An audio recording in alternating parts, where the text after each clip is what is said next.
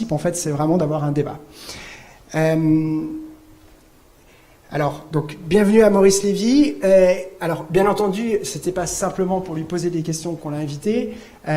Comme on est un peu digital et outils digitaux, on est allé regarder en fait le nuage de mots que composait Maurice Lévy.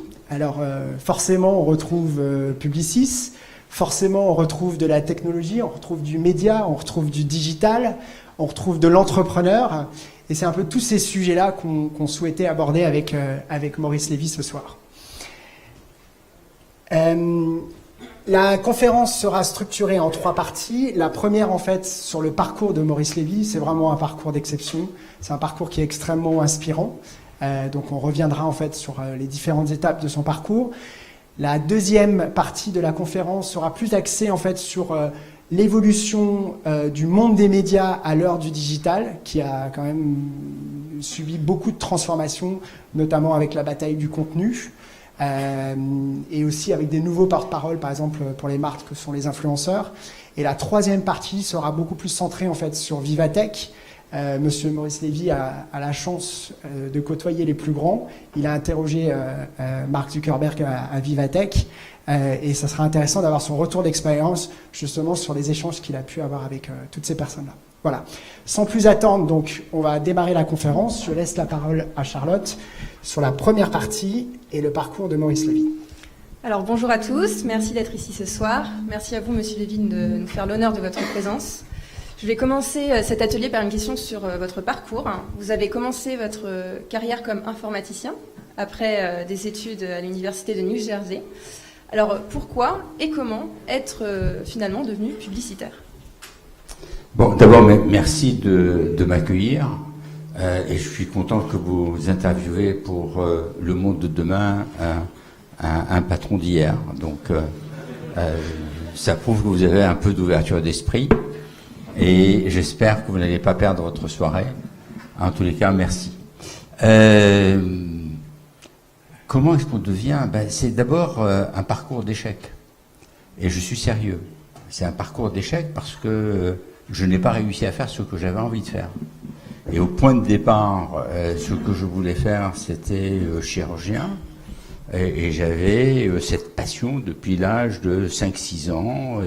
Et je me voyais comme le chevalier Ajax, avec son cheval et son armure. Mais moi, j'étais avec un scalpel et je sauvais des vies. Malheureusement, dès la première année de médecine, je me suis retrouvé à tomber dans les pommes chaque fois que j'allais visiter un hôpital.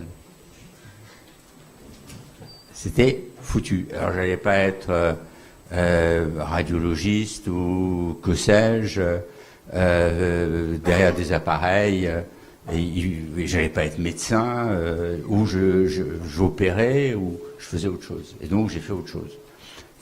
J'ai tâté, et puis, un beau jour, j'ai un de mes copains qui m'a dit, mais je pars aux États-Unis, pourquoi tu viens pas avec moi ?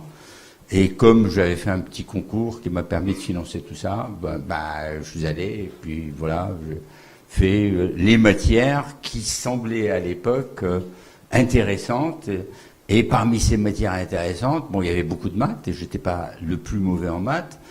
Et puis il y avait l'informatique, et j'ai adoré la logique informatique, et je me suis glissé là-dedans comme dans un habit.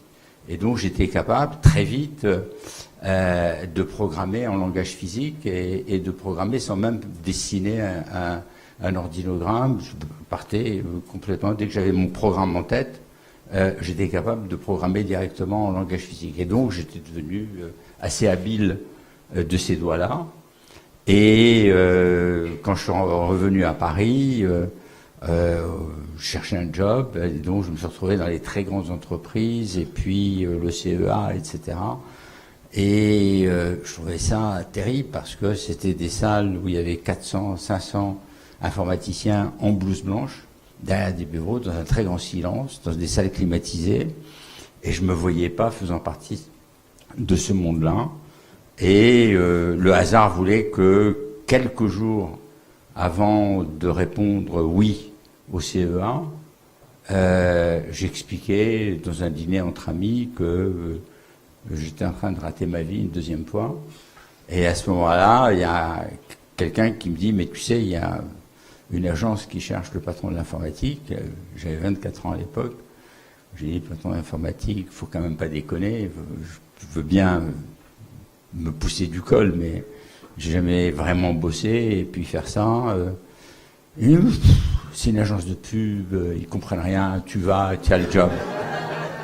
Promis. J'ai téléphoné, j'ai eu un rendez-vous le lendemain, je suis arrivé, 20 minutes après, j'avais le job. Voilà. Et je me suis passionné pour la pub, je me suis passionné pour l'informatique, je faisais mon boulot en 2-3 heures par jour. Et puis après, je passais mon temps à la création, je passais mon temps avec les commerciaux, j'étais devenu un peu leur mascotte. Et puis, je me suis engagé dans le gain de budget, les trucs. J'ai été très heureux pendant quelques années dans cette agence. Alors ensuite, il y a une étape qui est assez intéressante, c'est très rapidement, on vous propose d'être directeur général, je crois, ou de diriger en fait l'agence. Le directeur général. Directeur général, et vous dites, hein, je vous cite, si je suis le meilleur à 29 ans, c'est que je ne suis pas dans la bonne agence. C'est vrai, c'est une des conneries que j'ai pu dire dans ma vie, j'en ai dit d'autres. Hein. J'étais invité à déjeuner un lundi matin de février par le président. Très étonné, il m'a jamais invité, hein, monsieur. À l'époque, d'ailleurs, on l'appelait président, le tutoiement n'existait pas, etc. Et je suis donc invité à déjeuner, et puis au cours du déjeuner, il me dit, vendredi, il y a eu un conseil d'administration, on a décidé de vous nommer directeur général. Et au lieu de dire merci, et c'est combien, c'est quoi l'augmentation, enfin le genre de choses qui fait plaisir à ma femme. Je m'entends lui dire pourquoi moi. Et il me dit parce que nous considérons que vous êtes le meilleur. Et je m'entends lui répondre si je suis le meilleur à 29 ans, je ne suis pas dans la bonne agence. Et j'ai démissionné. Et le soir, je me suis fait engueuler par ma femme, qui était enceinte, et qui me dit mais qui va nourrir le petit? Je lui dis t'inquiète pas, j'ai trouvé un job. Et je me suis mis à pas encore chercher, puisque je n'avais même pas rédigé ma lettre de démission. Mais j'allais me mettre à travailler tout de suite, à trouver un job. Et comment vous êtes arrivé alors chez Publicis? Par une rencontre? J'ai pas eu besoin de chercher. Je reçois un coup de fil quelques jours après, par un type formidable qui m'a impressionné par la rapidité de sa pensée, un ingénieur, qui était dans la pub, donc... vous voyez, le métier d'ingénieur, ça mène à tout, surtout à condition de l'équité. Et il était absolument sharp, il était formidable. Et il m'avait appelé le matin en me disant, les gens d'IBM me disent, vous êtes un informaticien? Je dis, oui, c'est vrai. Est-ce qu'on peut se voir ce soir? Je dis, oui, bien sûr. Et puis quand je le vois, il me dit, voilà, j'ai fait une bêtise, j'ai dit à Marcel Bleustein-Blanchet qu'il fallait tout changer, parce que si nous arrivait un pépin, on se casserait la figure, on ne se relèverait pas. Et il me dit, d'accord, virez tout le monde, et puis faites ce que vous voulez, et puis qu'au 1er janvier, ce soit fini. Et il me dit, j'ai toutes les chances de me casser la figure, tout le monde me dit, je me casse la figure, voulez-vous vous casser la figure avec moi? Le pitch. Je dis oui. Je ne peux pas dire non. Et votre femme? Ma femme, je suis rentré, je lui ai dit, tu vois, j'ai un job. Et comme on était des habitués du drugstore, et je dis, c'est au-dessus du drugstore. Elle était contente. Et c'était le drugstore historique, celui chanté par Dutronc. Mais vous le connaissiez en fait, Marcel Bleustein-Blanchet? Pas du tout. Pas du tout. Je le connaissais pas du tout. Et je l'ai vu, lui, le 2 mars 71, puisque c'est en février que tout ceci s'est passé. J'ai travaillé pendant 3 mois, du 2 mars au 30 juin, je ne sais même plus, c'est pas plus que ça, 4 mois peut-être. Ça fait 4 mois en réalité. À mi-temps, c'est-à-dire que j'arrivais à Publicis à 7h du matin, je partais à 2h de l'après-midi, j'emportais un sandwich que je mangeais dans la rue et je rejoignais Synergie, qui était à Saint-Philippe-du-Roule, à 2h30, et je restais jusqu'à 9h du soir. Et j'ai fait ça pendant ces 4 mois, et j'ai vu Marcel Bleustein-Blanchet le 2 mars. Et j'étais nul, incapable de prononcer un mot. Ah, vous avez fait quoi? Monsieur, j'ai fait... bon. Et puis à un moment donné, il se met à parler, il se raconte, et puis tout d'un coup, et on rentre dans le métier, et là je suis parti, et l'entretien qui devait durer 10 minutes a duré un peu plus d'1 heure. À la fin, il m'a donné un bouquin, et il a écrit, c'était La rage de convaincre, c'était un bouquin qui était un best-seller à ce jour, à Maurice Lévy, dans La conviction m'a convaincu. Cette rage de convaincre, bon. Et ici, il me donne le bouquin, et il me dit, jeune homme, un jour, vous dirigerez cette maison. Je suis rentré chez moi, je dis à ma femme, tu vois, un jour, je dirigerai Publicis. Elle me dit, il dit ça à tous les jeunes qui rentrent. Alors finalement... Donc ma femme joue un rôle très important dans ma vie, comme vous le voyez. Alors finalement, aujourd'hui, Publicis, c'est un grand groupe mondial, 80 000 collaborateurs dans plus de 100 pays. Quels ont été les grands moments de votre carrière et les moments forts qui vous ont marqué? Les grands moments, ça a été d'abord de bâtir ce système informatique absolument dément, où il fallait mettre toutes les filiales du groupe au 1er janvier pour basculer, parce il valait mieux basculer au 1er janvier qu'en milieu d'année, et on n'avait pas... et donc on a bossé comme des dingues, on n'a pas connu de week-end pendant toute cette période, pas de vacances, rien du tout, pas de 14 juillet, pas de 1er mai, pas de 35 heures, sauf 3 fois par jour. Donc ça a été un truc absolument formidable et passionnant, parce que j'ai travaillé avec des gens qui étaient dédiés, qui étaient engagés de manière absolument exceptionnelle et dont on tirait le meilleur parti. Je veux dire, c'est juste extraordinaire. Le talent qu'il y avait, qui était là en train de sommeiller dans cette entreprise, était impressionnant. Et fort heureusement que l'homme qui m'a recruté, Claude Neuschwander, a eu cette intuition, parce que quelques mois après, il y a eu le terrible incendie qui a détruit l'immeuble Publicis. Et ça a été un trait de génie de son côté, puisque autrement on aurait été encore avec des cartes perforées, on n'aurait eu aucune chance de se relever. Là, coup de bol, on avait tout fait basculer, on était sur des disques et sur des bandes magnétiques, et puis on a réussi à sauvegarder l'essentiel et on a pu repartir. Et ça a été indiscutablement une des highlights, pour parler, puisque je vois on parle de makers, on parle de tas de trucs en anglais, donc je me suis dit tiens, je vais placer un mot en anglais. Un des highlights de ma carrière, c'était impressionnant, et avec des gens absolument formidables. Et puis ensuite, bien sûr, il y a eu tout le travail de redressement après l'incendie.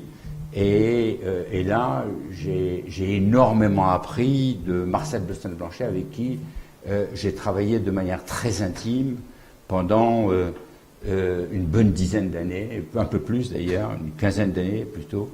Et ça a été pour moi un maître dans tous les sens du terme. C'était un maître en publicité, c'était un maître en philosophie, c'était un maître en art de vivre, c'était un type absolument passionnant, exigeant, extrêmement sévère sur un certain nombre de points et d'une grande générosité sur d'autres. Et j'ai appris énormément à ses côtés. Donc il y a eu une épopée de reconstruction de nos équipes et notre organisation en France, et puis très vite, la France, on a été à l'étroit, et on a j'ai pressenti à un moment donné, à partir de fin des années 80, 87 très exactement, au moment où je prends la présidence du directoire, j'ai pressenti la nécessité du grand large et du fait qu'on allait devenir mondial et qu'on ne pourrait pas servir des clients si on n'était pas mondial. Et donc, j'ai commencé avec succès et échec, des agences que j'ai achetées qui ne valaient pas un clou, mais qui me permettaient de planter un drapeau, des accords que j'ai faits où je me suis fait avoir, mais j'ai beaucoup appris. Et puis... des accords où j'ai eu les gens, parce qu'il fallait bien que je prenne ma revanche, et puis des talents que j'ai attirés, la dimension multiculturelle, le fait que j'avais trouvé un positionnement qui était formidable et qui nous a servi et qui nous sert encore et qui était sur la différence, puisque la tendance américaine, c'était l'homogénéisation. Je te fais une campagne qui va marcher dans l'ensemble du monde. Et moi, je disais aux clients, je te fais une campagne qui va marcher dans chacun des pays du monde parce que je vais t'accrocher sur la culture du pays, dans la langue du pays et dans les us et coutumes du pays. Et je ne vais pas te faire un truc plexiglas, papier glacé, qui va marcher en surface et qui ne s'imprégnera pas dans la culture des pays. Et ça a été un succès éblouissant. On a gagné énormément de budget, on a développé le groupe, et puis ensuite il y a eu d'autres ruptures, et on a pressenti d'abord le Minitel, peu d'entre vous l'ont connu, mais on a été le premier centre hébergeur de Minitel en France, et puis on a créé le premier site web de France, et puis le deuxième, et puis le troisième, et on est devenu un hébergeur de sites web, et on a beaucoup développé ce qui était au sein de Publicis Technologies, pas très loin d'ici d'ailleurs. On était pas très loin sur Diderot, et puis ensuite on est à la Bastille, où nous avions hérité du centre informatique de secours du Crédit Lyonnais, avec tous des systèmes de sécurisation, et où on a implanté un système absolument formidable. Mais on a été très tôt sur la data, très tôt, dès la fin des années 70, et j'ai même écrit chapitre dans un bouquin sur le direct marketing et comment utiliser les données et comment les adresser, etc. C'est donc quelque chose qui était absolument passionnant, et je dois dire que le mélange assez paradoxal de la rigueur, et donc j'étais assez rigoriste, je suis encore, j'essaye de me défendre de ça, mais quand vous faites de l'informatique, vous pouvez passer à côté dans la logique d'une étape. Si vous passez à côté d'une étape, c'est pas compliqué, vous avez un bug. Donc vous êtes obligé d'être d'une logique absolument implacable et d'être d'une rigueur dans l'exécution indiscutable. Et à côté de ça, la créativité, où au contraire, il faut tout ouvrir et aller chercher les idées le plus loin possible. Et ce mélange un peu paradoxal est quelque chose qui m'a nourri et qui me nourrit encore. Et je dois dire que c'est probablement ce qui fait que je ne suis pas complètement alzheimerisé à l'heure qu'il est. Alors, dans le monde des agences de communication, il y a beaucoup de patrons. Il y a, je pense à Nicolas Bordas, je pense à Mercedes Serra. Il y en a un seul, en fait, dont la tête dépasse toujours, qui est vous. Pourquoi pourquoi est-ce qu'aujourd'hui, en fait, vous représentez tant, on va dire, dans ce monde de la communication, dans le monde du digital, aujourd'hui aussi, on en parlera. Et pour vous, quelles sont les qualités pour être un grand patron ? Et je pense aussi à Publicis et à la diversité des profils que vous avez. Parce que vous avez des créatifs, vous avez des commerciaux, vous avez des strat planners, donc c'est très divers. Donc, des PhD, c'est-à-dire exactement. Vous avez des médecins, vous avez des ingénieurs, vous avez des développeurs, des sociologues, des historiens, des philosophes.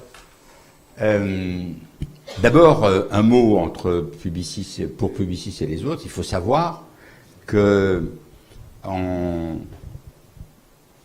2000, 1999, 2000, 2001, Publicis représentait à peu près 60% de ce qu'était Havas.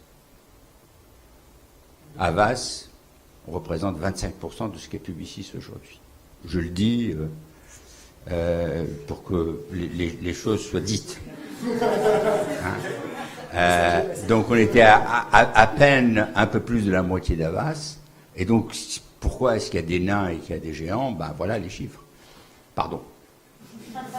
Mais je ne peux pas m'empêcher. J'ai ce côté méchant, il faut que je vous le dise. Hein. J'ai un mauvais fond. Donc il vaut mieux le savoir.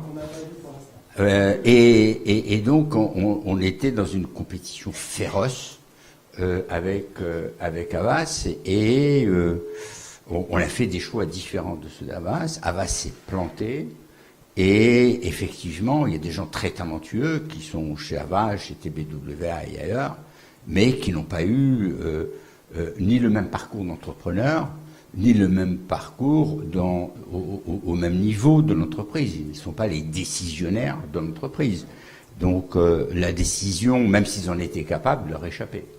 En ce qui concerne TBWA, ça se passe chez Omnicom aux États-Unis. En ce qui concerne Havas, ça se passe dans les meubles Vivendi, en face, de l'autre côté des Champs-Élysées, mais c'est le mauvais angle, sur l'Arc de Triomphe. Mais là, beaucoup plus grande terrasse. Hein. Et donc, c'est un peu ce qui explique le fait que... Mais si vous regardez en Angleterre, il n'y a qu'un qui a dépassé, hein, c'est Sorel. Malgré sa petite taille. Et si vous regardez aux États-Unis, il y a effectivement John Wren, mais on n'en parle pas beaucoup. Il a sorti de très bons résultats aujourd'hui. Et puis Michael Roth, mais là aussi on n'en parle pas beaucoup, parce que les deux ne viennent pas de l'essence du métier, qui est la pub. Et n'ont pas eu le même parcours d'entrepreneur. Donc voilà pour expliquer la chose. Alors, les qualités pour être patron, je suis le plus mal placé pour en parler. Je vais essayer de dire quelques-unes, mais je ne suis pas sûr d'avoir raison. D'abord, il faut avoir un caractère très trempé, parce qu'il faut savoir dire de manière très forte non, même à ses propres pulsions. Je veux dire qu'il y a des tas de fois des trucs sympas, des agences qui viennent et des gens formidables pour être acquis, pour se vendre, pour être recrutés. Et il faut savoir résister au charme, parce que les gens sont formidables et que quand on est dans ce métier, on est sensible au charme humain. Et il faut savoir leur dire non, tu ne seras pas heureux chez nous, c'est pas la bonne acquisition. Et donc, il faut avoir un caractère terriblement trempé, mais y compris avec les clients, pour savoir leur imposer des choix et savoir leur dire non, et parfois savoir se séparer d'un client. Et il y a des clients qui ont été abusifs avec les collaborateurs, et il y a certains clients à qui j'ai dit, écoutez, il faut choisir. Vous travaillez avec telle personne, parce que je vous demande de travailler avec telle personne, ou alors vous allez travailler dans une autre agence. Vous allez choisir une autre agence. Et je vous assure que c'est pas facile, parce que des fois, il y a le revenu, il y a les équilibres financiers, mais en même temps, il faut préserver les talents et il faut leur montrer qu'on les défend devant des clients abusifs. Alors, il y a d'abord les qualités de base. Il faut avoir un peu de vision, c'est-à-dire il faut voir un petit peu ce qui se passe à la colline, un peu au-delà de la colline, pas trop, hein, on ne vous demande pas un effort énorme, il ne faut pas exagérer, mais un peu derrière la colline, autrement vous ne voyez pas. Quand j'ai fait l'acquisition de Digitas, nous étions encore dans la période du bubble burst des dot-com, c'est-à-dire qu'on était encore en plein marasme sur les dot-com, et les entités numériques, tout le monde considérait que c'était foutu, les investisseurs bazardaient, et c'était très loin, et c'était la première acquisition, et il fallait convaincre le Conseil 1,3 milliard de dollars pour une agence dont on se disait, mais est-ce que ça va vraiment marcher, et est-ce que le numérique va revenir et puis j'ai eu la chance, le numérique est revenu, et big time. Et donc, à partir de là, mon 1,3 milliard, il a fait des petits. Donc, ça a été une formidable acquisition. Il faut donc avoir un peu de vista, un peu de vision, essayer de comprendre ce qui va se passer dans l'étape d'après, et s'organiser pour l'étape d'après. La deuxième chose, c'est bien sûr savoir avoir un petit peu de réflexe stratégique. Hein. C'est quoi une stratégie? Qu'est-ce qu'on veut comme objectif? Quels moyens on met? Et comment est-ce qu'on s'assure que les moyens sont bien alignés avec les objectifs, et que la culture est bien alignée avec les moyens et les objectifs? Et à partir de là, ensuite, c'est l'exécution qui est le plus difficile parce que c'est relativement facile de faire un plan, c'est relativement facile de se fixer un objectif. Et puis après, l'exécution, c'est ce qui fait que on obtient des résultats. Autrement, on est dans ce qu'on appelle the hope strategy, c'est-à-dire on a une stratégie d'espoir et qui ne débouche généralement sur pas de résultats. En ce qui concerne maintenant le choix des talents, moi j'ai toujours privilégié le caractère, la personnalité. Alors j'ai pu me tromper, je me suis trompé. Fort heureusement, après 50 ans de métier, plus 52 ans, c'était 66,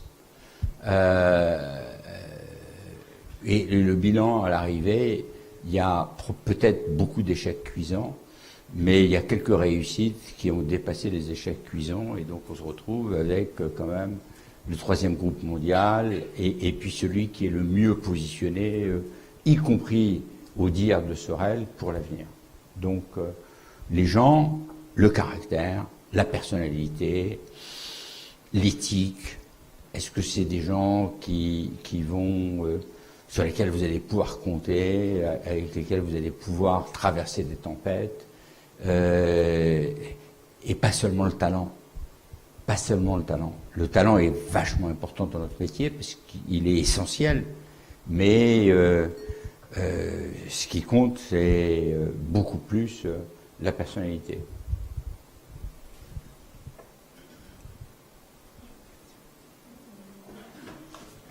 Alors, on va peut-être prendre des questions en fait. Parce qu'on est à la fin de la première partie, donc si vous avez déjà des questions à poser, ou pas encore des questions. Si, une question. Merci d'ouvrir le bal. Alors j'ai 2 questions par rapport à tout ce que vous venez de dire et toute votre expérience dans l'acquisition. En fait, qu'est-ce que vous pouvez nous dire sur la recherche de pépites, de nouvelles agences et comment vous les avez intégrées dans le groupe, qui a dû être difficile et à chaque fois différent, une aventure différente. Et deuxième chose, du coup, par conséquent, vous êtes devenu un deal maker. Et quelles ont été un peu, pas vos astuces, mais qu'est-ce que vous pouvez nous dire sur le fait d'obtenir des bons accords dans ces différentes situations? Alors, comment est-ce qu'on détecte? On détecte en l'observant. On détecte en essayant d'être constamment au courant. Alors, fort heureusement, dans un groupe comme le mien, il y a énormément de personnes, et donc localement, il y a des gens qui vont chercher des pépites et qui vont les amener, ou qui croient être des pépites. Après, on a un jugement. Et puis, il y a aussi le fait que moi, je passe un temps considérable à regarder, à observer. Et je vois une campagne, d'où ça vient, quels sont les talents, je vois un truc malin qui a été fait, c'est quelle start-up, qu'est-ce qu'ils ont fait, comment est-ce qu'ils ont créé ce truc, etc. Et donc, mais je suis pas le seul. Et il y a des gens qui le font, et c'est une culture qui est assez partagée dans le groupe. Ensuite, il y a comment est-ce qu'on les attire, parce que la plupart du temps, soit on vient trop tôt et ils disent attendez, c'est pas le moment, soit on vient au bon moment et il faut arriver au moment où ils n'ont pas encore engagé un processus où ils vont se vendre au plus offrant. Parce que s'ils se vendent au plus offrant, le plus souvent, je sors de la compétition. Je sors de la compétition parce que je n'ai pas envie que les gens viennent uniquement pour le chèque. Et acquérir une agence sur le chèque, c'est assez facile. Ce qu'il faut, c'est passer énormément de temps. Alors à l'époque, quand j'avais beaucoup de temps, j'essayais de voir les gens souvent, plusieurs fois, avant de leur faire une proposition. D'essayer de les comprendre et de voir s'ils allaient pouvoir s'intégrer. Et si on allait pouvoir travailler ensemble et si on allait pouvoir leur laisser une très grande liberté, parce que pour que ça marche, à des entrepreneurs, des gens qui ont constitué leur entreprise, il faut leur donner beaucoup de liberté. Et si vous essayez de les encadrer dans un truc un peu trop contraint, vous allez avoir des difficultés. Donc, beaucoup de temps à la négociation, à la discussion, Et puis après, la négociation, c'est un équilibre. Il faut, c'est une grande leçon que m'avait apprise Marcel Bestin-Blanchet. Il dit, dans une affaire, il ne faut pas qu'un des deux s'en aille en pleurant. Il est simple, hein. Donc il faut que le deal soit bon pour les deux. Et donc il faut toujours trouver le bon équilibre, mais il ne faut pas non plus trouver un équilibre trop équilibré pour celui que vous achetez. Et il faut de préférence payer sur l'avenir. C'est-à-dire, il faut avoir une négociation où vous avez un cash qui est basé sur le passé discounté et un earn-out, comme on dit, qui est basé, lui, sur un avenir boosté. Et là, on a une carotte suffisante pour l'avenir, en disant, bon, il faut qu'ils se sentent possesseurs de cet avenir et qu'ils aient envie de foncer. Alors l'intégration, c'est le plus compliqué. Parce qu'on croit qu'on s'est entendu, et surtout quand on parle des langues étrangères, on croit qu'on a tout compris. En fait, d'abord, les cultures et les mots ne sont pas les mêmes. Les Américains, tout le monde dit les Américains sont directs. C'est faux. C'est archi faux. Ils ne le sont pas. C'est archi faux. Ils vous disent great, formidable, etc. You're my friend. Ils vous donnent un hug. Ils vous prennent dans les bras. Ils s'en foutent. Et tout ce qu'ils disent, ils ne pensent que le dixième de ce qu'ils disent. Et donc, il faut lire tout ça pour bien comprendre, et il faut lire la culture. Et puis, vous avez des gens qui ont l'air extrêmement froids, qui en fait sont profondément chaleureux, ou d'autres. Donc, il faut essayer de bien comprendre ce qui se passe au fond d'eux, et ensuite bâtir un plan d'intégration en fonction de chacun. Chaque entité a un plan d'intégration différent.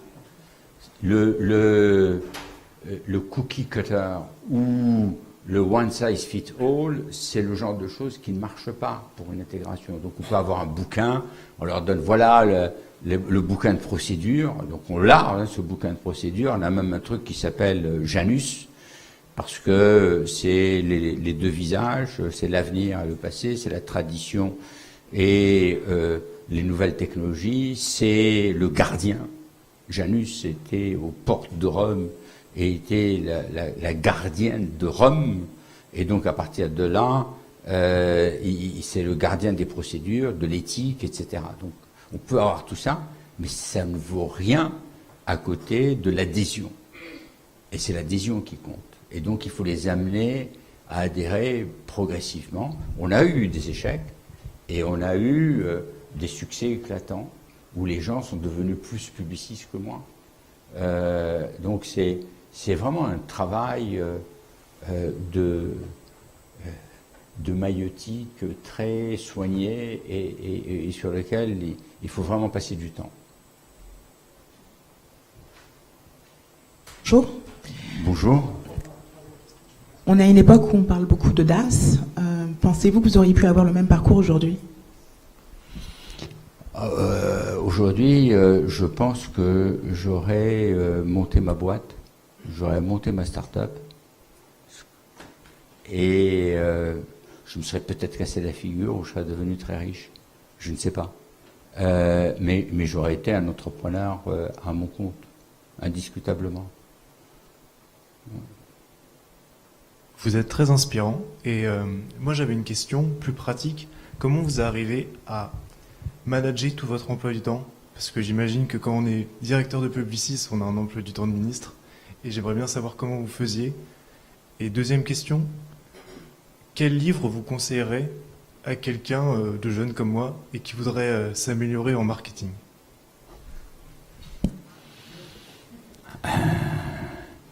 Alors il y en a beaucoup, hein. Si votre anglais est bon, je vais vous passer les titres, hein. Vous me donnerez vos coordonnées et je vais vous donner une dizaine de titres, dont un tout récent, qui est un catalogue quasiment exhaustif. j'ai toujours travaillé énormément, de tout temps. Je ne sais pas pourquoi, mais c'est un moteur. Alors, il se trouve que quand j'étais aux États-Unis, j'étais obligé de travailler en faisant mes études. Donc, je faisais 2 journées. Et puis, ensuite, j'étais passionné. Donc, quand j'étais à Synergie, je faisais mon boulot d'informaticien, patron de l'informatique, tu rigoles, 8 personnes sous mes ordres. Et puis, je passais mon temps à la création, je restais des heures. Et quand j'étais à Publicis, je vous ai raconté le point de départ, je me suis habitué à venir vers 7h du matin, puis après vers 6h30, et puis après vers 6h. Et généralement, je terminais à 21h. J'ai 2 assistantes qui verrouillent tout mon agenda. De 6h à grosso modo 8h du matin, je travaille tranquille. Et donc je fais tous mes mails, je regarde tous les trucs qui nécessitent un peu de réflexion, et de 8h à plus soif, je fais toutes mes réunions. Il n'y a pas un moment où je suis malheureusement seul dans mon bureau. J'ai toujours quelqu'un, y compris maintenant où je suis censé être comme encore ma femme, Colombo, me dit, mais je croyais que tu étais maintenant président du conseil et que ça voulait dire que tu allais avoir du temps.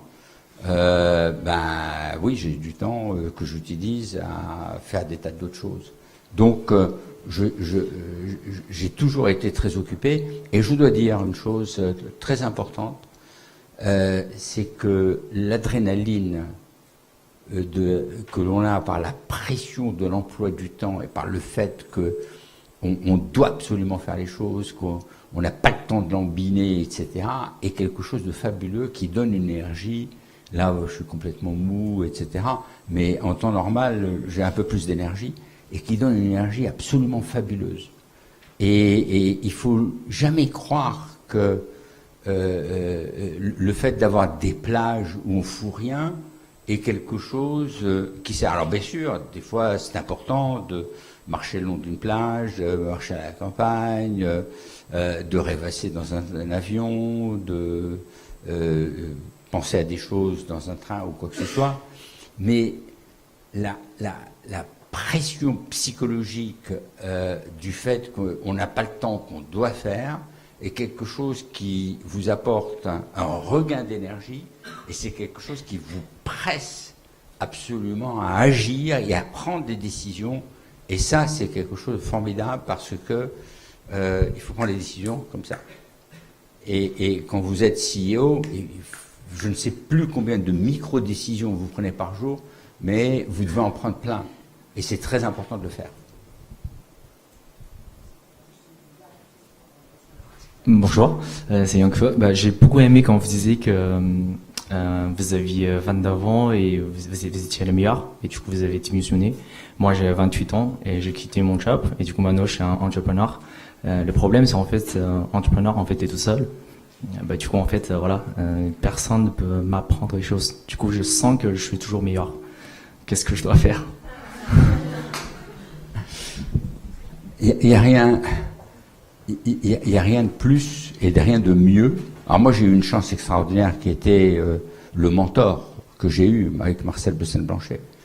Mais il n'y a rien de mieux que d'avoir quelqu'un avec qui vous pouvez avoir un dialogue.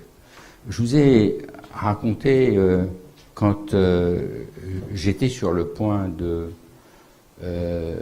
rentrer au CEA, et j'avais dit je vais foutre ma vie en l'air, et il se trouve que l'ami à qui j'ai parlé, on était plusieurs, mais celui qui avait répondu c'était en fait non pas un ami à moi, c'est un ami de mon père, et j'ai toujours été attiré par les gens plus âgés que moi, et j'ai toujours été un buvard, et parler avec les anciens, alors certains disent chiant, ils vont radoter, etc. Mais mon meilleur contact, c'était tous les samedis après-midi, je jouais aux échecs avec un grand maître, un ancien grand maître. Il a été grand maître en Espagne en 1932. Et il avait, j'étais pas né en 1932, contrairement à ce que les gens pensent, hein, et ce n'est pas moi qui ai créé Publicis, hein, donc en 26. Hein, et donc, je me rappelle quand on jouait aux échecs le samedi après-midi, je m'apprêtais.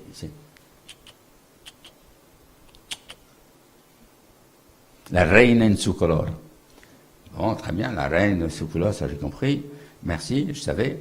Et je commençais à m'approcher d'une pièce. Et ça me suffisait. Et après, on avait une conversation pendant une demi-heure, 1 heure, et où il se racontait, où il me racontait des anecdotes, où je buvais ses paroles. Je veux dire, j'ai eu des contacts avec des gens extraordinairement inspirants. J'ai eu la chance d'être très proche d'Elie Wiesel, le prix Nobel de la paix, et qui a écrit des livres absolument fabuleux. Et je passais mon temps à l'écouter. J'ai pas besoin de. Donc j'ai changé, mais l'écouter me suffisait. J'ai été aussi très proche de tas de patrons. J'ai eu la chance d'être le président le directeur général de Publicis. J'avais 74, 32 ans, et je travaillais avec le patron de Renault, le patron de L'Oréal, etc. Et les voir, mais c'était un émerveillement. C'était fabuleux. Et donc, il faut apprendre des autres. Il faut apprendre tout seul des autres. Il ne faut pas essayer d'obtenir qu'ils vous donnent des leçons. Il faut, au travers des anecdotes qu'ils racontent, les absorber et puis en tirer la quintessence. Et puis être vous-même, surtout vous-même. N'essayez pas d'imiter. Alors on va passer à la partie 2 donc de la conférence, qui est plus en fait sur la transformation digitale des groupes de communication. La première question, en fait, vous avez parlé de Digitas LBI. Il y a eu d'autres agences qui ont été rachetées par Publicis, comme Sapien, comme YouRun. Et vous avez aussi investi 150 millions d'euros aux côtés d'Orange dans un fonds, pour justement faire grandir des startups.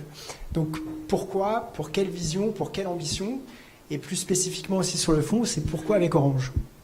Alors, en ce qui concerne la digitalisation, Sapien, c'est différent. C'est de la technologie. On est dans un autre univers. Tant qu'on est avec Digitas ou l'acquisition d'LBI, de Razorfish, de Run et de beaucoup d'autres entités, on est Performix, on est dans l'analytics, la data, le digital, la création de campagnes numériques qui permettent donc de toucher les gens là où ils sont, dans le programmatique. On est donc dans le cœur du métier, dans son évolution et dans ce qu'il va devenir. Quand on est sur Sapient, on est dans une autre dimension. On est dans la technologie. Là, on va fabriquer des plateformes. On va fabriquer des plateformes de e-commerce. Il faut savoir que sur les plateformes de e-commerce qui ont été développées et qui sont pour une partie encore gérées par Sapient ou qui sont en cours de développement par Sapient, aujourd'hui, nous avons plus de commerce électronique qui passe là-dessus que sur Amazon. Oui. Quand vous additionnez Target, Tesco, Marks Spencer, des centaines de sites e-commerce que nous avons développés, on a beaucoup plus de business que ce qui se passe sur Amazon. Donc on est des producteurs de plateformes, de technologies, et on fabrique des ossatures de plateformes qui vont aider les entreprises à se transformer.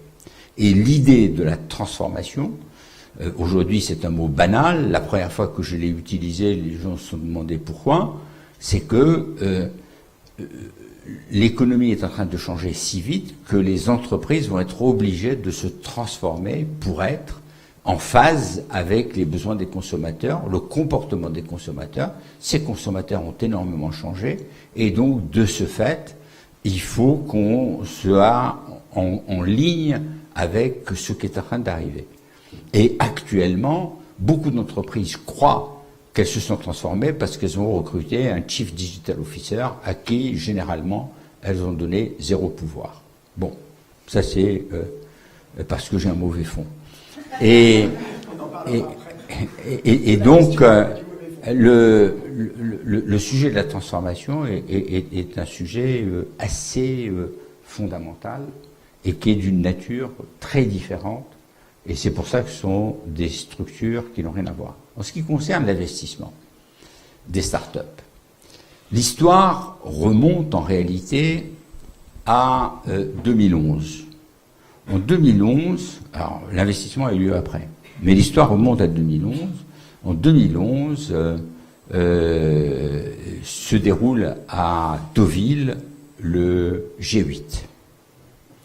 Et puis, il y a des gens autour du président de la République de l'époque, Nicolas Sarkozy, qui cherchent à meubler l'agenda et qui disent tiens, il y a peut-être des trucs à faire autour de net neutrality, autour de tout ce qui se passe sur le net, et donc la réglementation autour du net, la data, le rôle des GAFA, et tout d'un coup, il décide qu'il va mettre ça à l'ordre du jour du G8.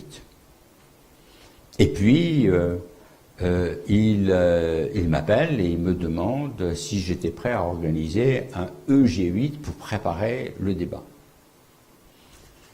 Et je lui ai dit que non seulement j'étais prêt à le faire, mais que je voulais, dans ce cas, s'il voulait que je le fasse, il fallait qu'il me donne carte blanche et que surtout, je ne voulais aucune interférence avec le gouvernement, avec l'État, avec l'Élysée, et qu'il me laisse faire.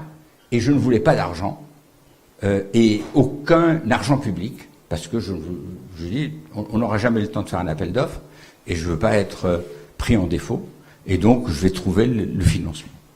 Et donc on a organisé le EG8, qui est, tout à l'heure j'aurais dû le citer parmi les highlights de ma vie, parce que c'était un highlight, et puis aller à Deauville voir les chefs d'État, c'était aussi un truc pas mal. Et donc, j'ai organisé un truc avec 1500 personnes, et parmi les gens qui étaient là, il y avait Eric Schmidt, qui était encore le CEO de Google, il y avait Mark Zuckerberg déjà, que j'ai interviewé à ce moment-là, il y a des photos absolument formidables, et puis il y avait Mickey Rakuten, il y avait tous ces gens qui étaient là, Yuri Milner de la Russie, qui depuis est devenu l'un des plus habiles fonds installés à Los Angeles, etc., etc. Il y avait les Chinois. C'était un truc assez impressionnant. Et puis, on a travaillé pendant 2 jours et demi, et puis ensuite on a pris un avion du GLAM et on est allé à Deauville, à quelques-uns, et dans l'avion, il y avait Mikitani du Japon, Yuri Milner pour la Russie, Stéphane Richard pour la France, Mark Zuckerberg pour les États-Unis, Eric Schmidt aussi pour les États-Unis, et puis votre serviteur. J'oublie quelqu'un, je crois pas. Et puis il y avait Sarkozy, Merkel, qui est toujours là, Obama, non, pas dans l'avion, à Deauville. Obama, je suis en train de voir le plan de table. Il y avait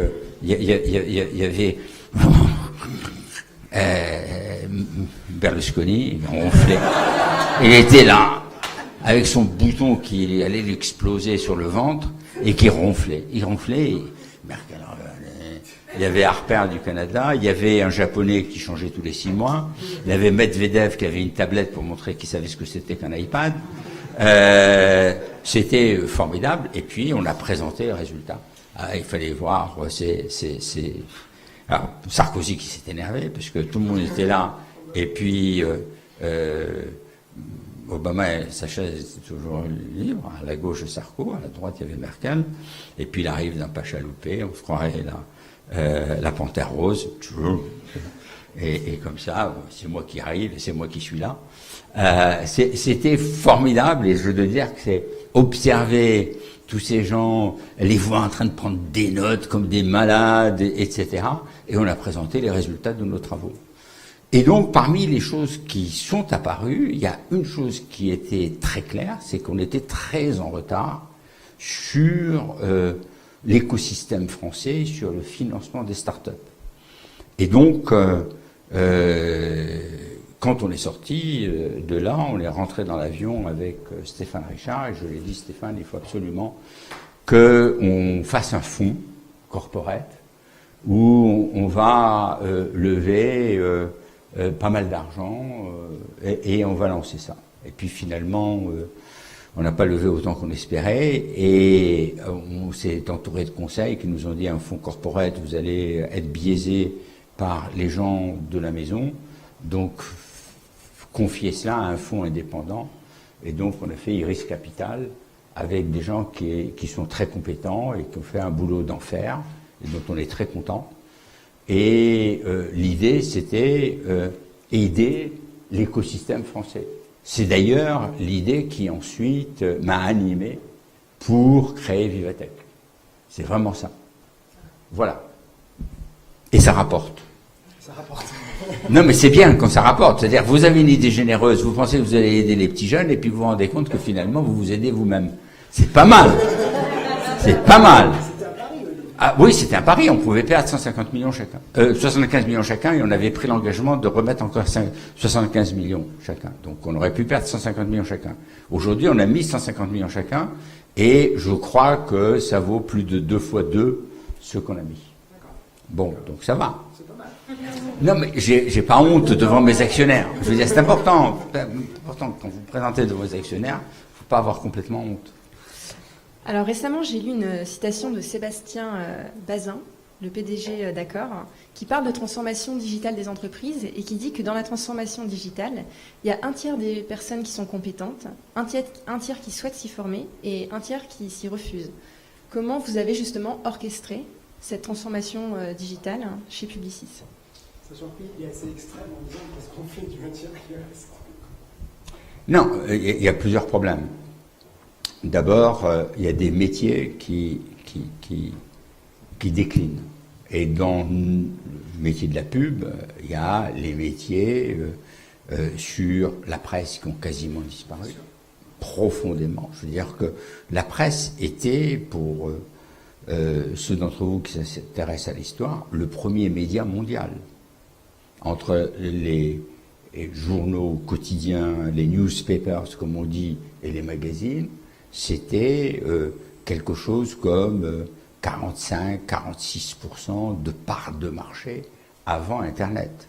La télévision, à cette époque-là, était à 32%. Après, il y avait l'affichage, la radio, et puis le cinéma n'a jamais pesé beaucoup. Et ces 45% sont devenus moins de 10%. Donc ces métiers ont disparu.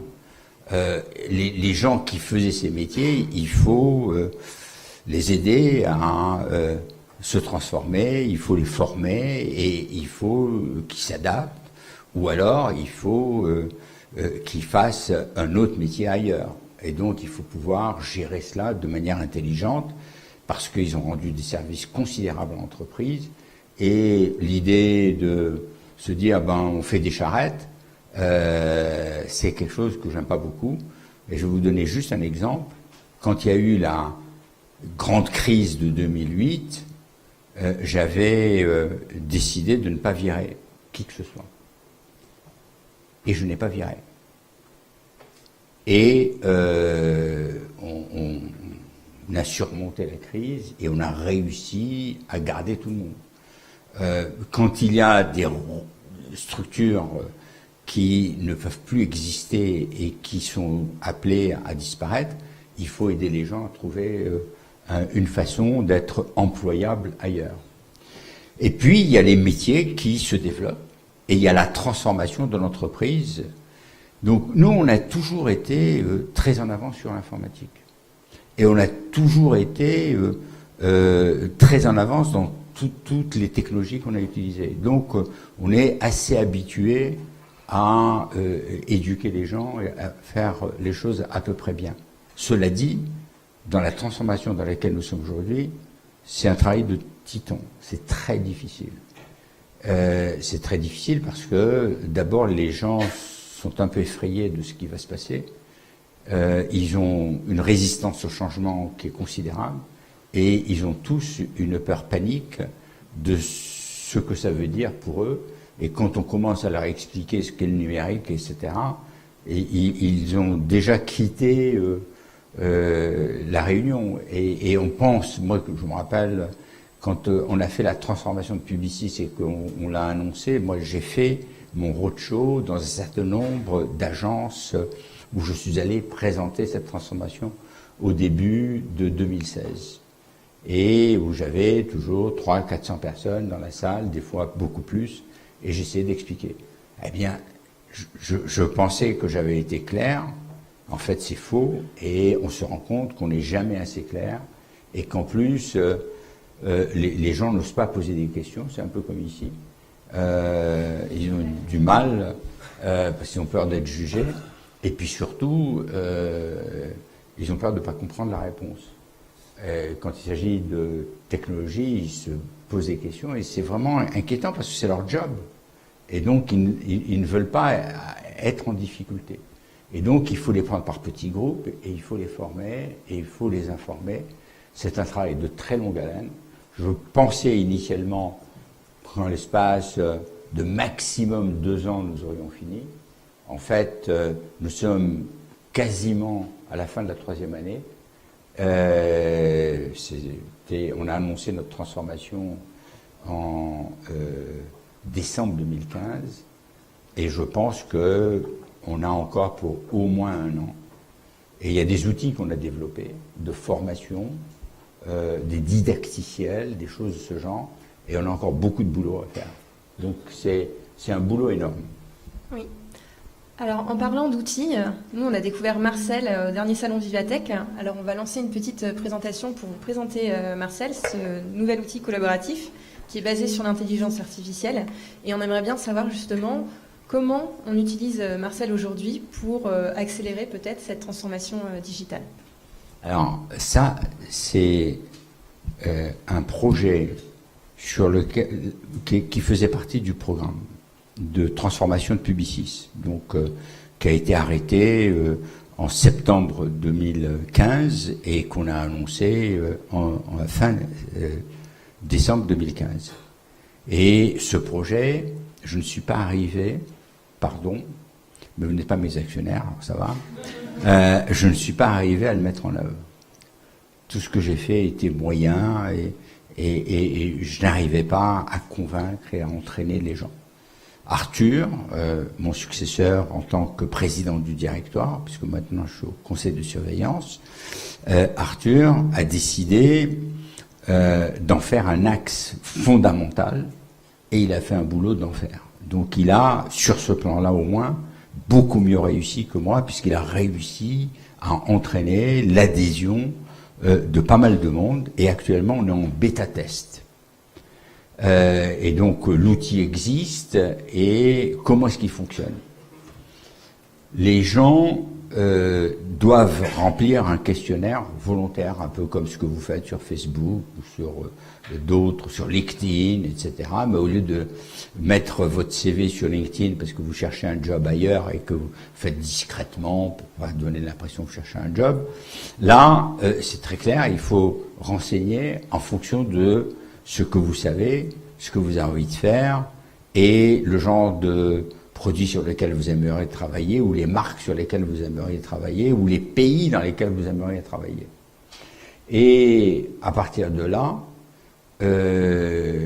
on a les briefs qui arrivent. Le système d'intelligence artificielle va faire un premier boulot d'associer brief et personnalité, et puis ensuite va pénétrer au sein des calendriers et va chercher s'il y a des disponibilités ou pas, etc. Il va faire le tri et va regarder les travaux qui ont été faits pour voir s'ils sont à la hauteur des exigences. Et ensuite, il y aura le match entre les briefs et l'équipe. Et quand il y aura un certain nombre d'équipes qui auront été sélectionnées, à ce moment-là, elles arriveront sur le bureau de la personne qui a lancé le brief et elle fera sa sélection finale. Une anecdote très intéressante, c'est qu'on a lancé ça avec Walmart. Voilà, c'est ça avec Walmart et alors on n'avait pas encore l'outil qui était prêt, mais on a quand même mis un certain nombre d'équipes du monde entier. Et il y a une équipe qui non seulement a gagné, qui a réalisé le film, mais en plus le film que cette équipe a réalisé a été jugé par Time Magazine comme le meilleur film qui a été présenté à l'occasion des Oscars, puisque c'était la campagne qu'on faisait pour Walmart. Je vous fiche en 1000 quelle est cette équipe. Une équipe de juniors, 20 et 22 ans, 20 et 22 ans, d'une petite agence digitale en Espagne, qui parle un anglais approximatif et qui en plus n'a jamais mis les pieds aux États-Unis et ne sait pas du tout ce que c'est qu'un Walmart. Ils ont fait un boulot, ils sont allés sur le net, ils sont allés chercher, et ils ont fait un truc d'enfer. Ce qui fait qu'une fois de plus, on a la preuve que quand les gens sont passionnés, qu'ils sont animés, ils ont un peu de talent bien sûr, et ils sont animés d'une passion forte, ils réussissent des choses formidables. On va passer juste le film sur la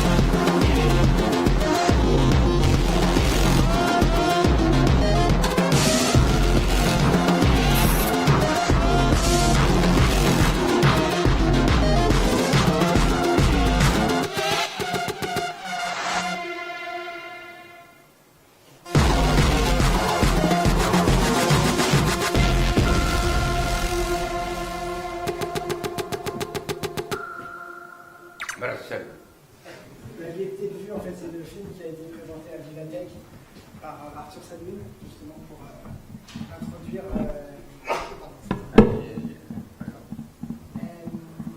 Alors, justement, en fait, quand on est marketeur et qu'on a vécu à l'ère de la télévision et du film publicitaire, il y a une révolution dans le monde de la communication qui est le contenu. Il y a du contenu, en fait, partout. Et avant, alors qu'il y avait un film publicitaire par an, il y a du contenu en fait en permanence et les marques doivent générer ce contenu.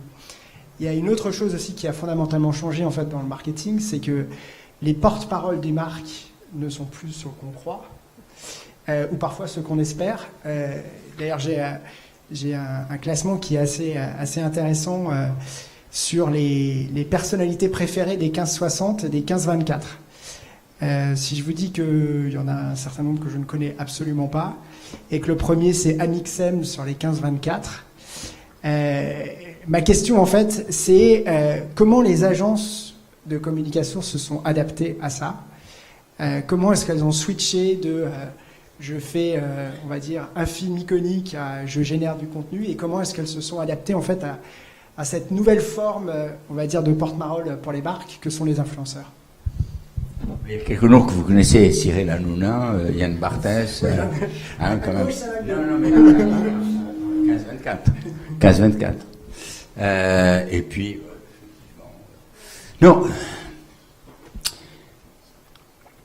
La beauté de ce métier, c'est qu'il faut être en permanence sur le qui-vive et que vous ne pouvez pas faire ce métier si vous vous déconnectez.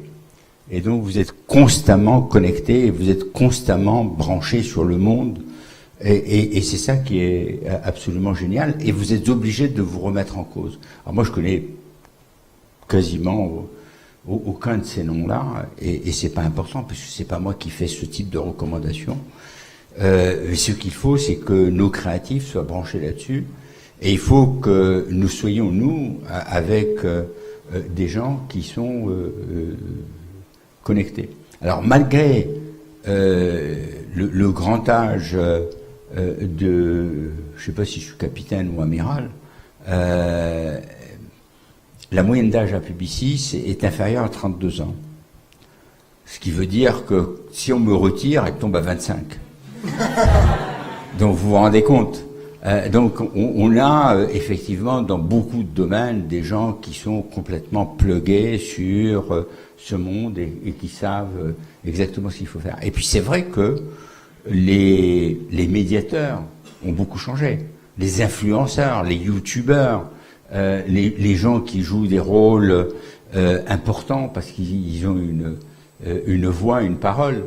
Alors on n'est plus dans le côté on va faire appel comme Pepsi à Michael Jackson et on va lui brûler ses cheveux pour faire un film, ou à Justin Bieber ou des choses de ce genre.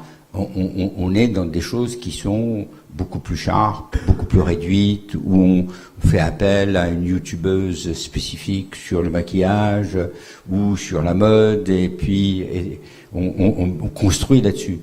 Un truc tout bête, c'est qu'il y a quelques années, on faisait grosso modo 350 à 400 annonces par an pour American Express. On en fait 4000 cette année. Voilà. Et encore, l'année prochaine, ce sera peut-être 6000. Parce que on s'adresse à des segments plus étroits, à des gens plus précis, et on leur délivre des messages beaucoup plus précis. Je vous propose de prendre quelques questions pour pouvoir ensuite passer en fait sur Vivatech. Bonjour. Petite question concernant la publicité en ligne, avec plus de 30% des gens qui ont des adblockers, je crois près de 50% dans la génération Y. Comment est-ce que vous voyez l'avenir de la publicité en ligne? Et est-ce que vous pensez que la notion de service rendu à l'internaute peut venir s'intercaler dans la notion de publicité? Plus on sera dans l'individualisation et plus on pourra apporter quelque chose qui est utile à l'internaute, au porteur de mobile ou que sais-je. Et donc, si on fait les choses pour arroser, on est à la fois intrusif et impertinent. Et parfois, on est même irritant. Donc on est obligé d'inventer des solutions très individuelles pour que cela réponde exactement aux besoins de la personne à qui on s'adresse. Si on est hors marché, hors concours, hors sujet, à ce moment-là, on a un problème gigantesque, on est rejeté. Donc on doit encore s'améliorer, on n'est pas tout à fait là. Il y a des outils qui nous permettent de beaucoup mieux comprendre, il y a des outils qui nous permettent de faire des choses formidables en termes de ciblage, mais on doit encore aller beaucoup plus loin, et il faut le faire dans le respect de la réglementation générale des données personnelles, et faire très attention à la gestion de cela. Donc il y a encore énormément de progrès à faire pour être pertinent.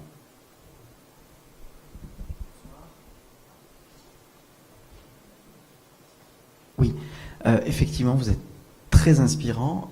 Vous avez mis plusieurs fois en avant l'importance de l'adhésion des équipes, l'importance de la culture, de l'individu. Dans le monde de la transformation digitale, comment vous expliquez cette résistance importante que vous avez constatée et surtout des leviers pour la surmonter ou la contourner?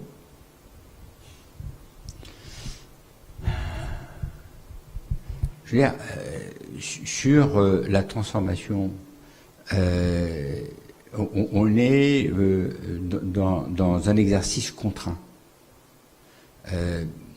On peut rêver et décaler l'échéance. Nous l'avons anticipé. En l'anticipant, on s'est pénalisé. Parce que quand on fait ce type d'exercice, on ne peut pas, dans le même temps, mobiliser tout le monde sur la croissance et mobiliser tout le monde pour faire de nouveaux développements. On est obligé de passer énormément de temps à l'interne, de changer l'organisation. Les gens n'ont plus tout à fait les mêmes rôles. Et donc, on parlait au début des qualités d'un chef. Une des qualités essentielles, c'est de faire des choix. Et le choix que nous avons fait, c'est de dire, OK, on est prêt à sacrifier un peu du présent et un peu de l'avenir à court terme pour notre avenir à long terme.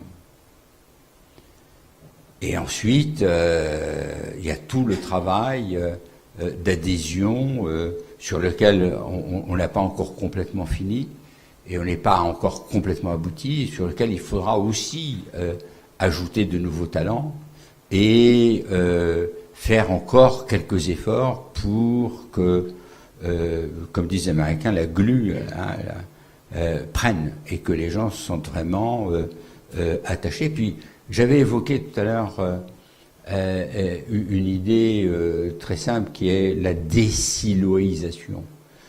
On nous a appris et on a travaillé les uns et les autres, et là je vois qu'il y a des gens qui ont quand même quelques années d'expérience, à être dans des espèces de box, de tiroirs, de fonctions, et on a fait un peu comme les animaux, on a pissé aux quatre coins, et on s'est assuré que ce territoire était le nôtre et que personne n'allait pouvoir l'envahir. C'est fini cette époque. Je veux dire que si on continue de raisonner comme ça, on est mort. Et vous pouvez prendre n'importe quoi. Vous pouvez prendre ce qui se passe dans la science. Vous pouvez prendre ce qui se passe en recherche médicale. Vous utilisez le terme de transversalité, la pluridisciplinarité. Ce sont des choses indispensables. Et si on veut travailler convenablement pour un client, il faut travailler de manière holistique où on va mêler. Et moi je dis, ce qui est bien à Publicis, c'est une formule où je dis c'est IQ plus EQ plus TQ powered by CQ. Et le tout facteur de BQ. Alors, IQ, c'est simple, hein, c'est le quotient intellectuel, EQ, quotient émotionnel, TQ, le quotient technologique, CQ, le quotient créatif, et BQ, bloody quick. Il faut quand même aller très vite si on veut réussir. Bonsoir, j'ai une question qui porte sur les talents. Vous avez beaucoup insisté sur le fait de recruter des talents et d'avoir des équipes connectées et performantes. Comment un groupe comme Publicis fait face aujourd'hui à l'essor de tout ce qui relève du freelancing et de tous ces créatifs qui travaillent à leur compte, notamment sur les domaines de la direction artistique? On les utilise. On les utilise puisqu'on a une partie du variable de nos coûts qui est l'appel à des freelances pour les époques où on est en surcharge ou tout simplement parce qu'on veut des talents spécifiques. Donc on fait appel à cette façon de faire du crowdsourcing, hein, finalement. Et on n'a pas de problème à le faire. Le vrai problème n'est pas là pour nous. Notre vrai handicap, parce que c'en est un, on a deux handicaps. Le premier, c'est le milieu dans lequel nous opérons, qui est un milieu français, et sous le regard de la presse française, de la bourse française, et des hommes politiques français. Si je veux payer des gens 7, 8, 10 millions, j'en suis parfaitement incapable. La loi me l'interdit, les actionnaires me l'interdisent, et donc il y a des talents que je n'aurai jamais et qui vont chez Google, chez Facebook ou qui vont dans des startups parce qu'ils peuvent rêver de gagner des sommes extravagantes. Et je ne peux pas le faire. Si je veux faire des programmes de stock option un peu déments, qui soient vraiment très motivants pour les gens, je ne peux pas le faire. Je n'aurai pas le support des actionnaires, et je n'aurai pas le support des hommes politiques, et je n'aurai pas le support des médias. Donc ça, c'est mon premier handicap. Mon deuxième handicap, c'est que je suis en compétition avec un univers qui est très fragmenté, qui est très différent de ce que j'avais connu. Et avant, c'était très simple. Dans mon univers, il y avait les agences de communication, les holdings, les WPP, IPG, Omnicom et compagnie. Et donc, il fallait que je sois capable de matcher leurs conditions. Et si j'apportais un supplément d'âme et un supplément de culture, j'obtenais quelque chose à un prix peut-être inférieur. Et ça suffisait. Aujourd'hui, j'ai des gens qui ont quitté Publicis pour aller chez Twitter, chez Facebook, chez Google, et qui gagnent, et qui ont gagné d'ores et déjà des sommes qui se chiffrent par des dizaines et certains des centaines de millions. Et en aucun cas, j'aurais pu leur offrir ça à Publicis. Et ça, c'est un véritable handicap. Sans compter que le rôle modèle aujourd'hui de la publicité, ce n'est pas Sorel, ce n'est pas Lévy, ce n'est pas Arthur.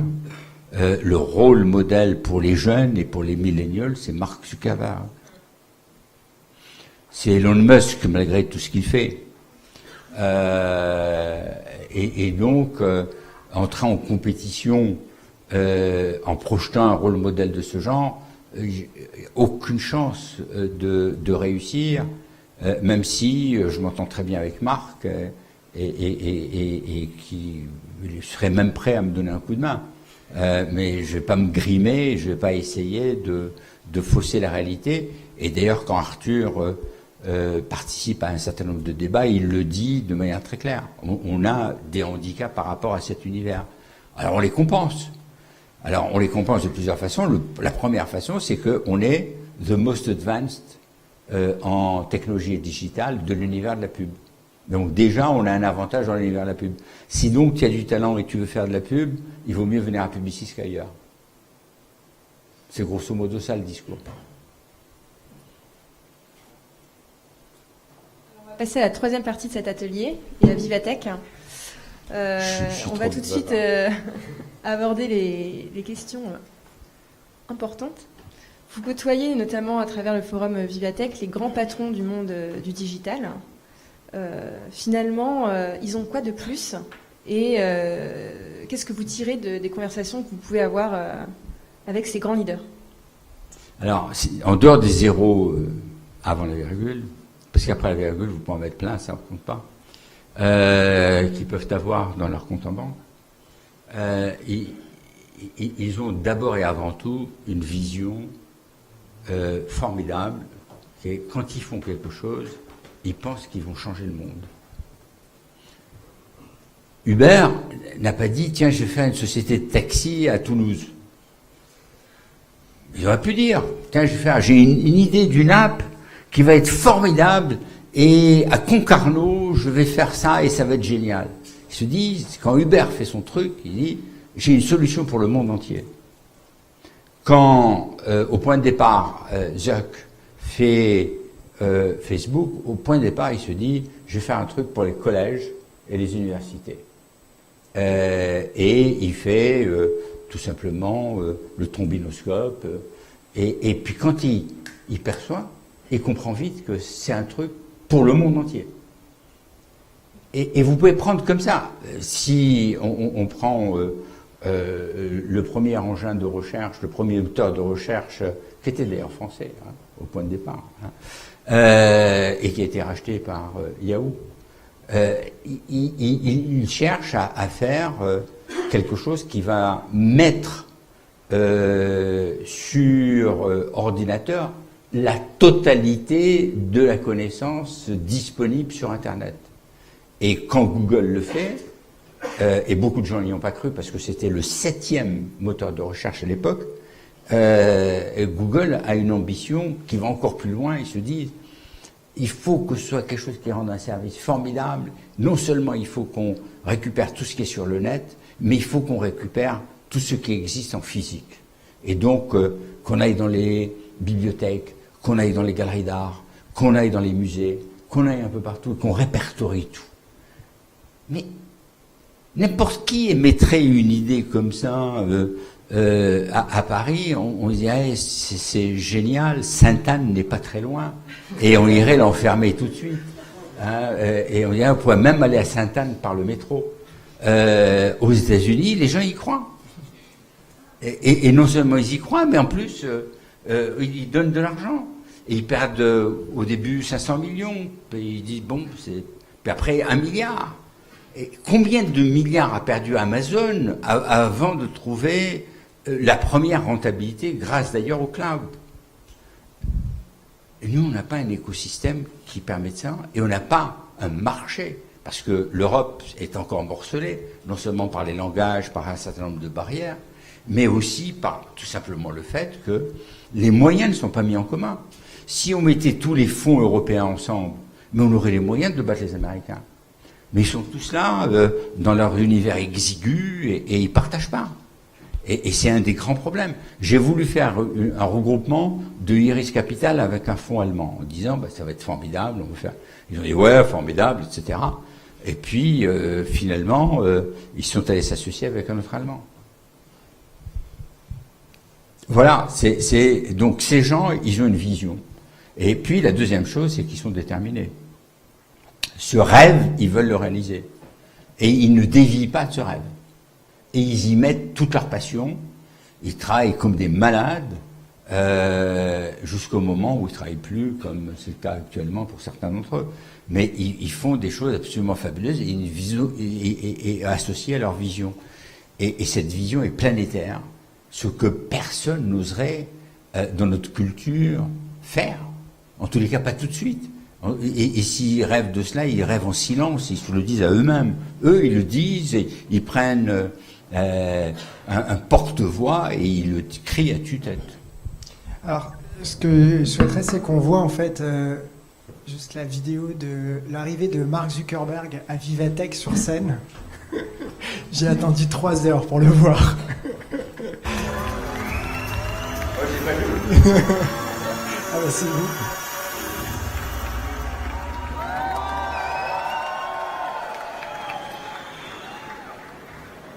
Alors, pourquoi est-ce que je voulais montrer ça? En fait, c'est que c'était vraiment Mark Zuckerberg superstar. C'était assez incroyable.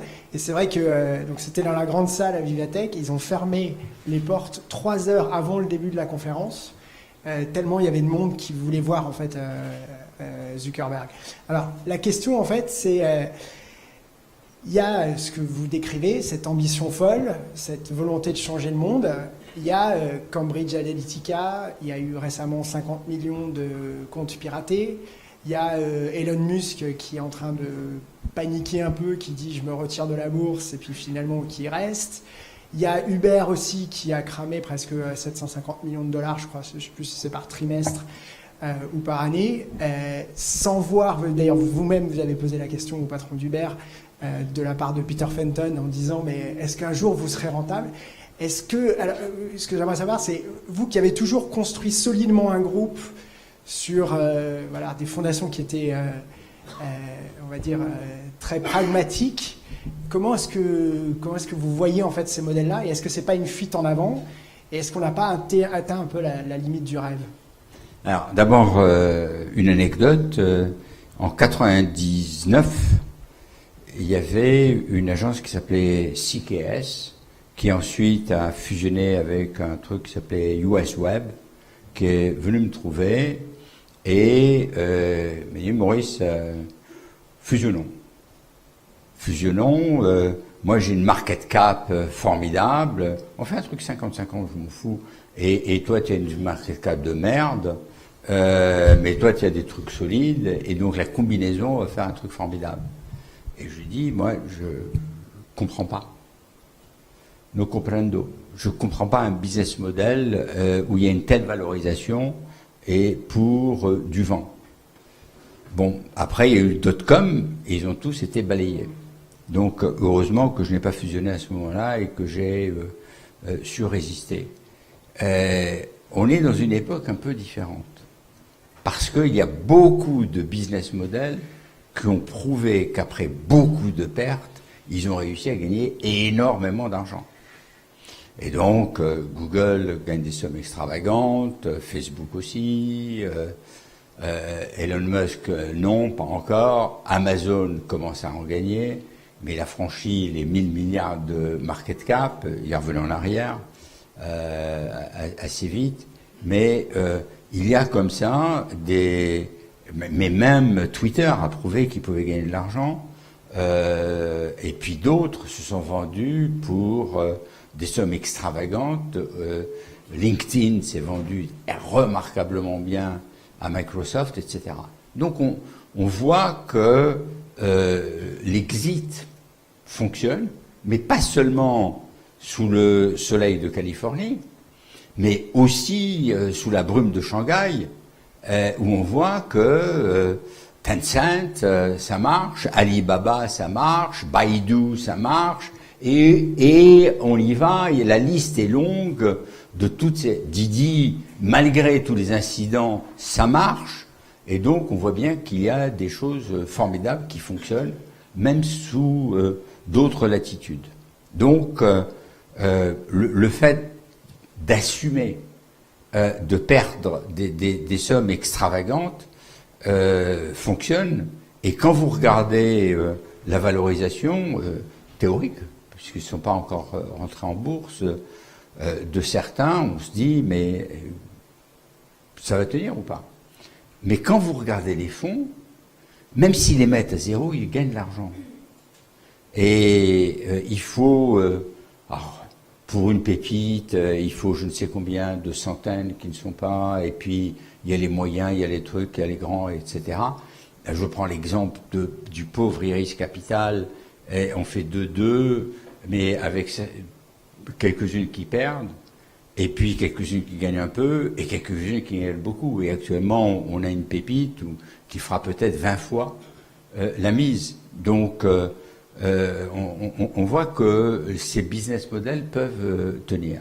Alors ensuite, il y a les anicroches. C'est un peu les stars, des fois on leur pardonne. Tout le monde sait que Jack Nicholson prend de la coke, etc. Et on les pardonne parce que il est si grand acteur que on n'est pas en train de regarder un peu ce qu'il fait. Ah ben c'est un peu la même chose. On dit putain, on va pas abattre Elon Musk, et même la bourse. La SEC n'a pas voulu l'abattre. Le gardien du temple américain aurait pu l'abattre, et ils n'ont pas voulu, en disant c'est une icône, on va préserver. Et d'une certaine façon, Mark Zuckerberg a été assez préservé par le Congrès et par le système américain. Donc il faut bien voir que on n'a pas envie de déboulonner les statuts, parce que elle marque pour l'instant une direction, et on a envie de s'y référer. Dernière question. Et je suis très en retard. Oui, non, c'est nous qui avons commencé en retard. Et on ne prendra pas de questions après. Juste une dernière question, en fait, on en avait plein d'autres, mais concernant en fait les grands groupes, vous les avez vus en fait défiler à Vivatech. Au début, timidement, la première année, c'était plutôt start-up, puis progressivement, elles ont pris de l'assurance. Et sur le dernier événement, elles étaient vraiment présentes, à la fois en tant que speaker, mais aussi en présentation en fait de leurs différentes réalisations. L'impression quand même que ça donne, c'est qu'il y a le discours des patrons, transformation digitale, j'envoie mon CDO, je vous raconte une très très belle histoire. Et quand vous discutez avec les équipes, c'est moins ça. Je ne donnerai pas de nom. C'est quoi la réalité? On s'y est mis? Bon, comme ça va être ma dernière intervention, quand j'ai eu l'idée de Vivatech, c'est une idée un peu, généreuse. Excusez-moi d'utiliser un mot aussi fort. C'est-à-dire que je voulais donner un événement à Paris qui allait capter l'attention mondiale et qui allait permettre d'attirer à Paris les plus grands talents de la planète et qui allait rayonner et ainsi servir de catalyseur des énergies. En me disant, c'est un truc, je suis français, j'adore mon pays, si je peux contribuer et si je peux faire ça, ce serait un truc, je ne serais pas mécontent. Donc, c'est une idée que j'avais depuis très longtemps et j'ai jamais réussi à convaincre les équipes de Publicis de m'accompagner au passage. Ça prouve que je suis un mauvais patron puisque je peux pas imposer un choix. Ça, c'est la première chose. La deuxième chose, ce que je voulais faire, c'était célébrer les startups et convaincre les grandes entreprises de jouer le jeu avec les startups. C'est pour ça qu'on a créé les labs où il y a entreprises et startups et qu'il fallait qu'elles financent les startups qui allaient venir. Donc il y a un commitment qui est assez important. Et puis la troisième chose, c'est il fallait donner à voir et à toucher. Donc il fallait qu'il y ait des innovations que les gens puissent voir et toucher. Et la toute dernière, c'est que je voulais que le public puisse venir visiter. Et je rêvais de voir, et c'est arrivé, des familles avec des poussettes, des landaux, des enfants. Et je veux dire que je ne rêvais pas de faire 100 000 visiteurs, mais on a fait 100 000 visiteurs en mai dernier. Donc ça, je tenais à le dire pour situer les choses. Les grandes entreprises sont venues, et c'est effectivement les patrons qui ont décidé. Je veux dire, c'est avec Bernard Arnault, c'est avec Jean-Laurent Bonafé, Stéphane Richard, etc. Je les ai appelés, je leur ai demandé de m'aider, je leur ai demandé de me soutenir. Avec Arnaud, c'était simple parce qu'en plus, les Échos sont associés et qu'on a fait ça avec Francis Morel et puis maintenant c'est avec Pierre Louette. Et donc, tout se passe bien. Alors, c'est vrai qu'il y a une déconnexion qui existe. Tout à l'heure, j'ai évoqué les grandes entreprises et j'ai dit, souvent, ils ont recruté un CDO, Chief Digital Officer, et ils pensent qu'ils ont réglé le problème. La réalité, c'est que ils n'ont pas réglé. Et que c'est compliqué parce que il faut que les wagons soient accrochés les uns aux autres et il faut que le train avance. Et ça, c'est pas une chose facile à faire. Et il y a partout du retard. Mais si vous regardez quelque chose dont je suis très fier, Carlos Ghosn a présenté au Mondial de l'Auto AEX. AEX, c'est quelque chose qui est fait avec Challenge et qui est appelé à délivrer du contenu en fonction des goûts de chacun, de proposer des contenus dans la voiture et avec une plateforme qui va gérer tout ça en fonction d'un certain nombre de critères, des lieux de déplacement, etc., etc. Et c'est nous qui développons la plateforme. Tout à l'heure, je parlais de ce que faisait Sapient, c'est nous qui développons la plateforme. Et si vous demandez à Carlos Ghosn comment ça se passe, lui pense que toute l'entreprise est derrière. Mais il y a beaucoup de gens derrière, énormément. Mais il y en a beaucoup qui sont largués et qui n'osent pas le dire, ça c'est le pire, ou quand ils le disent si timidement qu'on ne les entend pas. Et ça, c'est un des gros problèmes quand il s'agit justement de cet univers.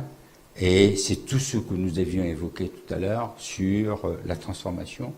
Et c'est le propos de Sébastien qui dit « j'ai un tiers qui sont convaincus, qui savent et qui sont compétents, un deuxième tiers qui sont convaincus mais qui ne savent pas mais qui sont prêts, et un troisième tiers qui non seulement ne sont pas convaincus mais qui en plus n'y arriveront jamais ». Voilà, je vous remercie tous. Désolé de devoir filer non pas à l'anglaise, mais à la française, c'est-à-dire brutalement comme des cochons. Et merci de votre écoute.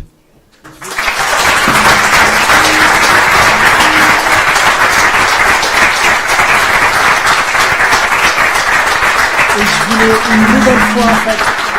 une nouvelle fois remercier Maurice Lévy. Vous avez posé la question de l'agenda. Il est sursaturé son agenda. Il nous avait promis qu'il viendrait. Il est venu. Donc encore une fois, merci beaucoup. Merci à vous.